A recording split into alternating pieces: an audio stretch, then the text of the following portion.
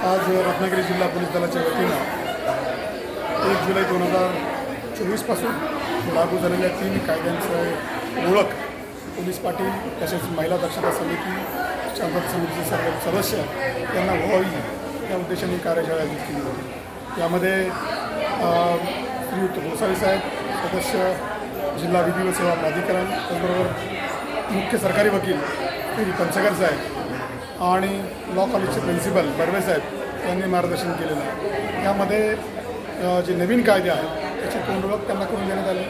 त्याचबरोबर जे उपस्थित लोक होते त्यांच्या ज्या काही शंका होत्या त्या शंकांचे सुद्धा निरसन या ठिकाणी करण्यात आलेलं आहे। धन्यवाद।